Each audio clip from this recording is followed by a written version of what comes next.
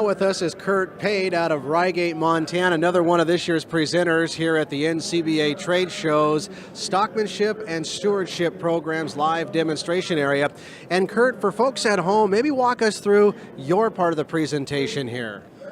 I've been doing them for a long time here, and so I'm kind of a traditional horseback guy. So a lot of mine are horseback focused and kind of traditional Western.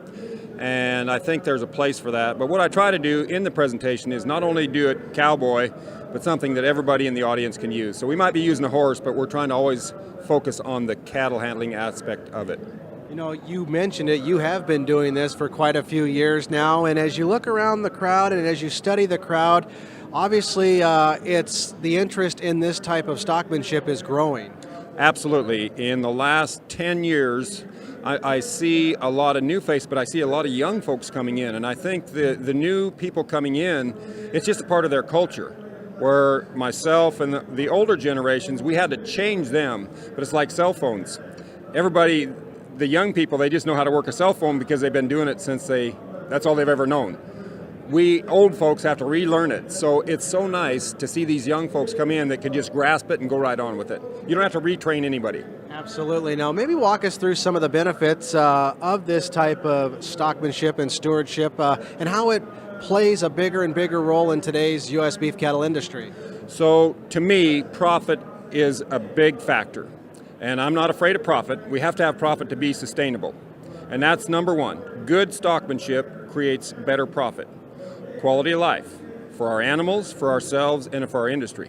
So to me, when we learn to work cattle properly or better, your crews work better, there's less injuries, safety becomes less of a factor, so that's number two.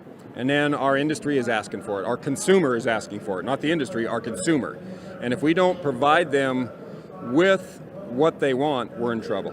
And so I think these young folks, or anything we do, we have to portray to the consumer a positive way of working with our animals. You know, like anything, it might take a little bit of practice before you really find true success at it. And I think another piece of advice for folks is don't give up if it's not successful the first or second time out of the chute, so to speak.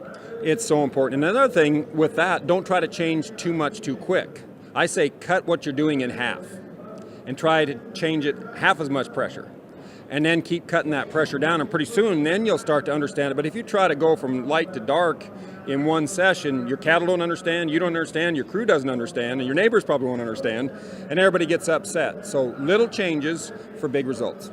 Yeah, and last question for you, Kurt. I mean, if at all possible, try to attend one of these demonstrations, whether it be here at the Cattle Industries Annual Convention, NCBA trade show, or maybe one that is coming a little bit closer to their own operation. Stockmanship and stewardship should become a part of our life if we're in the beef business. Every thought we have is about how we take care of our animals, how we can improve our stockmanship. And I think that's just a great way to live. All right, well, we appreciate you joining us again on Cattlemen to Cattlemen. Thank you, Russell. All right, again, we've been visiting with Kurt Pate, one of this year's presenters here at the Cattle Industry Convention, NCBA Trade Show, Stockmanship and Stewardship Program live demonstration area. Kevin, with that, we'll go ahead and send it back to you.